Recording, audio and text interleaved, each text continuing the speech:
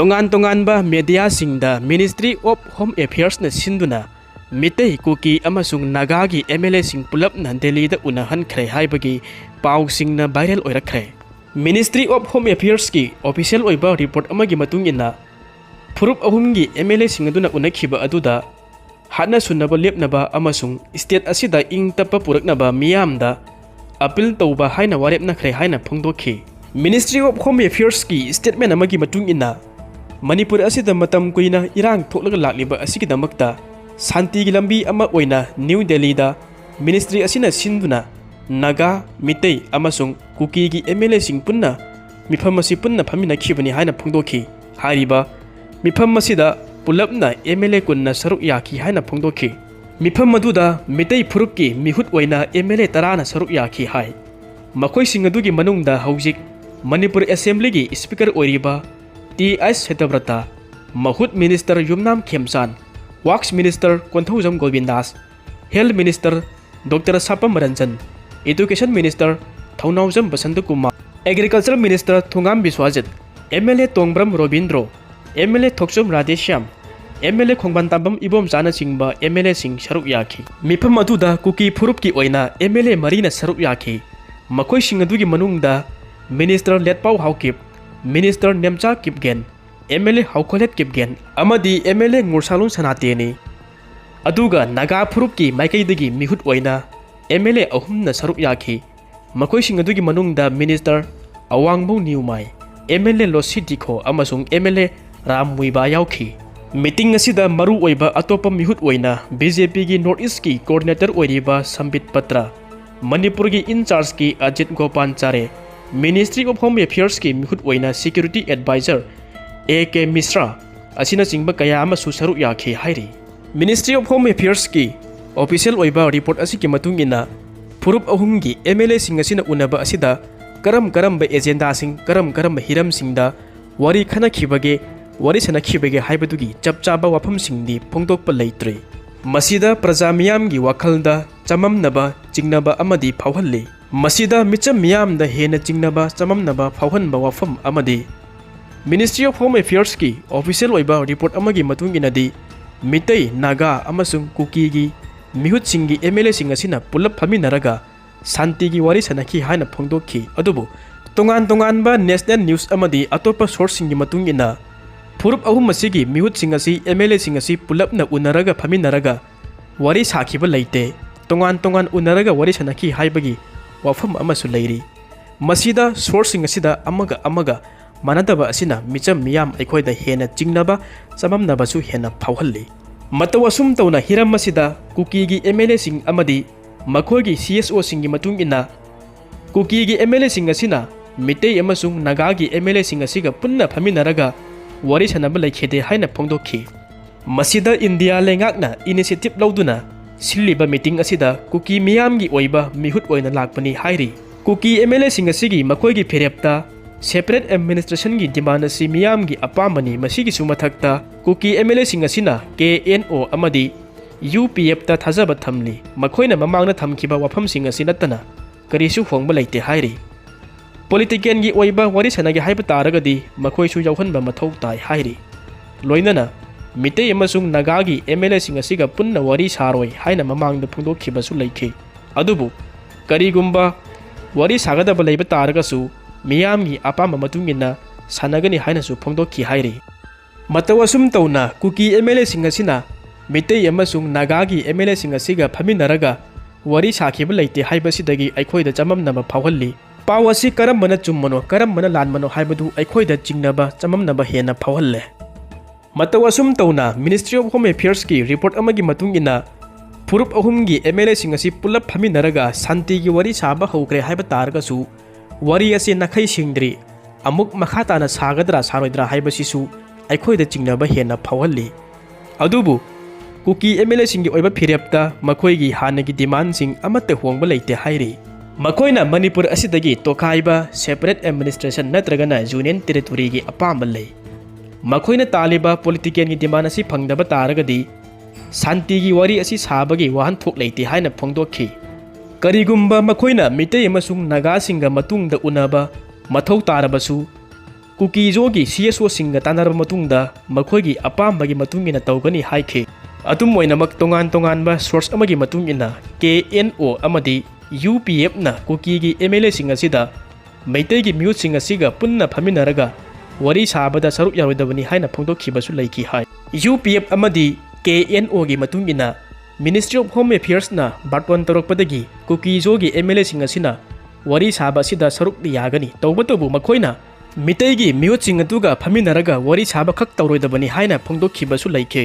मतवसुम तौना वाफम सिंग असि KNO अमदी UPF ना cookie MLA सिंग असिदा Naga अमदी मितेगी MLA सिंग असिगा फमिनरगा शांतिगी worry सानाबा हौरगनी हाइबसी पाउ हेक ताबदगी कुकी MLA सिंग असिदा हाना फोंदोक्लगा लैरमले हाइरि KNO अमदी UPF ना थोकपा सेरोल अमगी मतुंग इना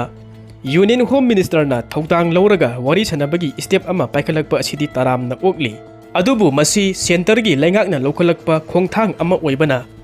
कुकीजोगी MLA सिंग असिना मीटिंग असिदा सरुक याफमजे थोकपनी सेंटर की लैंगाकना मणिपुर स्टेटता शांति असि थमनबगी दमकता वाफम कया अमसु कांथोरकपा याय अदुबु शांति असि हंजनबगी दमकता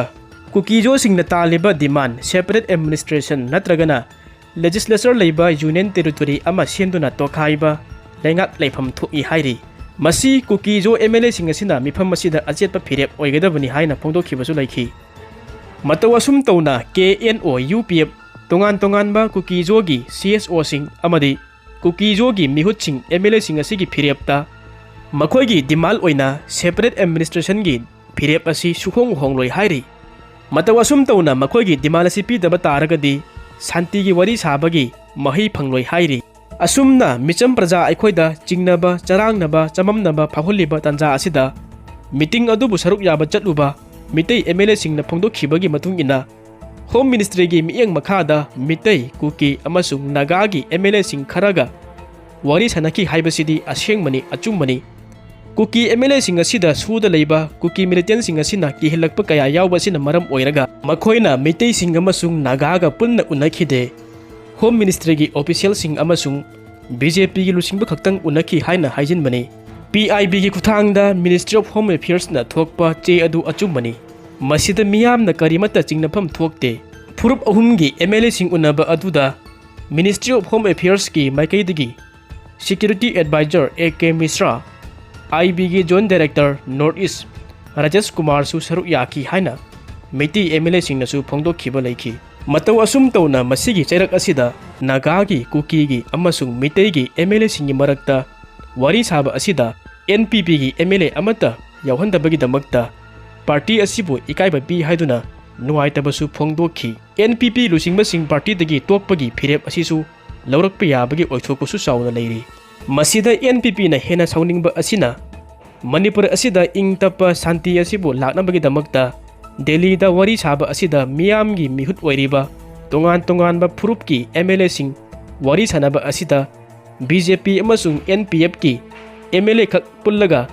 वरी सनबा असिगी वानथोक असि करिनो मितै MLA सिंग अमदी कुकी MLA सिंग असिगी मरक्ता वरी साबा तारगदी BJP तमक चटपगी महुत्ता लेंगाक असिदा सौगतपा याउरिबा NPP ऑपोजिशन दा लैरिबा कांग्रेस की MLA सिंगसु यावहनफम थोक्तबरा हाइना हंगली वरी सनबा असिदा नागागी मिहुत ओइना MLA ओइना याउरिबा सिंग असिगी मनुंगदा NPF खक नतना NPP गिसु नागागी MLA अनि याउरी NPP की MLA अनिमक असि कुकी अमसुंग नागागी वोटर सिंगी अपुनबा मिहुत ओइरिबनी मसिदा तमेंगलोंग एसिगी MLA जमहेंगलुंग पानमै अमसुंग तादोबी एसिगी MLA N क्यासी असिसु यावहनबदा कयामु काइबा लैबगे हाइना NPP ना BJP दा हंगली मतौ असुम तौना लैंगाकना ngasi उलिबा असिदी लैबाकी असुकलुरबा इशू असिदा रूलिंग की ऑपोजिशन की हाइना खाइरिबा असि अफबा थवंग अमा नते हाइना NPP ना फोंदोखि लैबाकी ओइबा वाफमसिंग खनाबदा लैंगाक पाइमिनरिबा पार्टी अमागी मिहुतसिंग असि लैना लैना यावहनदबा हाइबसि यामना इकाइनिंगाइ ओइबा थवंग अमनि हाइनासु फोंदोखि मसिगुम्बा मचेत मकाइगी ओइबा मियंग असि लाइबक थिबनी NPP की MLA सिंग असिसु मियामगी मिहुतनी लैबाकी दमकता इंग तप हंजनबा होनबदा मखोगिसु चावरबा थौदांग लैरि हाइना NPP की माइकैदगी नुआइतबा फोंदोकली मसिदगी हेन लाइबक थीबा नुआइतबा अमना ꯂꯩꯕꯥꯛ ꯑꯁꯤꯒꯤ ꯑꯄꯨꯟꯕꯒꯤ ꯁꯛꯇꯝꯗ ꯀꯥꯏꯍꯟꯕ ꯄꯥꯝꯗꯕ ꯃꯅꯤꯄꯨꯔ ꯑꯁꯤꯕꯨ ꯅꯨꯡꯁꯤꯕ ꯐꯨꯔꯨꯞ ꯃꯩꯇꯩ ꯄꯥꯉꯜꯒꯤ ꯃꯤꯍꯨꯠ ꯑꯃꯠꯇ ꯋꯥꯔꯤ ꯁꯥꯟꯅꯕ ꯑꯁꯤꯗ ꯁꯔꯨꯛ ꯌꯥꯍꯟꯗꯕ ꯍꯥꯏꯕꯁꯤ ꯂꯥꯏꯕꯛ ꯊꯤꯕꯅꯤ ꯍꯥꯏꯅ ꯃꯩꯇꯩ ꯄꯥꯉꯜꯒꯤ CSOꯁꯤꯡꯅ ꯐꯣꯡꯗꯣꯛꯅꯔꯛꯂꯤ꯫ ꯃꯅꯤꯄꯨꯔꯒꯤ ꯑꯁꯨꯛ ꯀꯨꯏꯔꯕ ꯏꯔꯥꯡ ꯑꯁꯤꯗ ꯇꯣꯉꯥꯟꯕ ꯃꯔꯨꯑꯣꯏꯕ ꯊꯧꯗꯥꯡ ꯀꯌꯥ ꯑꯃ ꯂꯧꯔꯒ ꯂꯥꯛꯂꯤꯕ ꯃꯩꯇꯩ ꯄꯥꯉꯜ ꯐꯨꯔꯨꯞ ꯑꯁꯤꯅ ꯅꯥꯒꯥꯒꯤ, ꯀꯨꯀꯤꯒꯤ, ꯃꯩꯇꯩꯒꯤ ꯃꯤꯍꯨꯠꯁꯤꯡ ꯑꯁꯤ ꯎꯅꯗꯨꯅ ꯋꯥꯔꯤ ꯁꯥꯟꯅꯕ ꯑꯁꯤꯗ ꯃꯩꯇꯩ ꯄꯥꯉꯜꯒꯤ MLA ꯑꯃꯠꯇ ꯌꯥꯎꯍꯟꯗꯕ ꯍꯥꯏꯕꯁꯤ ꯂꯥꯏꯕꯛ ꯊꯤꯕꯅꯤ꯫ ꯃꯁꯤꯒꯤꯗꯃꯛꯇ ꯃꯩꯇꯩ ꯄꯥꯉꯜ ꯏꯆꯤꯟ ꯏꯅꯥꯎꯁꯤꯡ ꯑꯁꯤꯅ ꯊꯃꯣꯏ ꯁꯣꯛꯅ ꯅꯨꯡꯉꯥꯏꯇꯕꯁꯨ ꯐꯣꯡꯗꯣꯛꯈꯤ꯫ ꯂꯝꯗꯝꯁꯤꯗ ꯊꯣꯛꯂꯤꯕ ꯏꯔꯥꯡ ꯑꯁꯤꯗ ꯃꯍꯧꯁꯥꯗꯒꯤ ꯈꯨꯟꯗꯥ ꯂꯩꯇꯥꯗꯨꯅ ꯂꯝꯗꯝ ꯑꯁꯤꯒꯤ ꯑꯔꯤꯕ ꯐꯨꯔꯨꯞ ꯑꯃ ꯑꯣꯏꯅ ꯂꯩꯔꯛꯂꯕ ꯃꯩꯇꯩ ꯄꯥꯉꯜꯁꯤꯡ ꯑꯁꯤꯅ ꯉꯁꯤ ꯐꯥꯎꯕꯗ ꯂꯩꯕꯥꯛꯀꯤ ꯑꯣꯏꯕ ꯇꯣꯉꯥꯟꯕ ꯏꯁꯨ ꯀꯌꯥ ꯑꯃꯗ ꯇꯧꯕ ꯌꯥꯕ ꯊꯕꯛ ꯀꯌా ꯑꯃ ꯇꯧꯗꯨꯅ ꯉꯁꯤ ꯐꯥꯎꯕ ꯁꯔꯨꯛ ꯌꯥꯔꯒ ꯂꯥꯛꯂꯤꯕꯅꯤ꯫ ꯑꯃꯗꯤ ꯂꯝꯗꯝ ꯑꯁꯤꯒꯤ ꯑꯄꯨꯟꯕꯒꯤ ꯁꯛꯇꯝꯗ ꯁꯤꯡꯅꯔꯛꯄ ꯇꯥꯔꯒꯗꯤ ꯃꯗꯨ ꯈꯨꯗꯤꯡꯃꯛ ꯃꯩꯇꯩ ꯄꯥꯉꯜꯁꯤꯡ ꯑꯁꯤꯅ ꯆꯞ ꯆꯥꯅ ꯊꯦꯡꯅꯒꯅꯤ ꯍꯥꯏꯅ ꯐꯣꯡꯗꯣꯛꯈꯤ꯫ ꯅꯥꯀꯟ ꯑꯃꯔꯣꯝꯗ ꯑꯃꯨꯛ ꯏꯟꯅꯔ ꯃꯅꯤꯄꯨꯔꯒꯤ ꯂꯣꯛ ꯁꯚꯥꯒꯤ MP ꯑꯣꯏꯔꯤꯕ ꯗꯣꯛꯇꯔ ꯑꯉꯣꯝꯆꯥ ꯕꯤꯃꯣꯜ ꯑꯀꯣꯏꯖꯝꯅꯁꯨ ꯋꯥꯔꯤ ꯁꯥꯟꯅꯕ ꯑꯁꯤꯗ ꯀꯣꯡꯒ꯭ꯔꯦꯁꯀꯤ MLA ꯑꯃꯠꯇ ꯌꯥꯎꯍꯟꯗꯕꯒꯤꯗꯃꯛꯇ ꯅꯨꯡꯉꯥꯏꯇꯕꯁꯨ ꯐꯣꯡꯗꯣꯛꯈꯤ꯫ ꯍꯧꯖꯤꯛ ꯄꯥꯜꯂꯤꯕ ꯂꯩꯉꯥꯛꯁꯤꯒꯤ ꯔꯨꯂꯤꯡꯒꯤ MLAꯁꯤꯡ ꯆꯨꯡꯁꯤꯟꯅꯕꯗ ꯌꯥꯎꯕ MLAꯁꯤꯡ, ꯃꯤꯅꯤꯁꯇꯔꯁꯤꯡ ꯃꯈꯣꯏ ꯃꯁꯦꯜ ꯋꯥꯔꯤ ꯁꯥꯟꯅꯈꯤꯕ ꯑꯗꯨ ꯄꯤꯁ ꯇꯣꯛ ꯀꯧꯕ ꯌꯥꯗꯦ ꯍꯥꯏꯅ MP ꯕꯤꯃꯣꯜꯅ ꯐꯣꯡꯗꯣꯛꯈꯤ꯫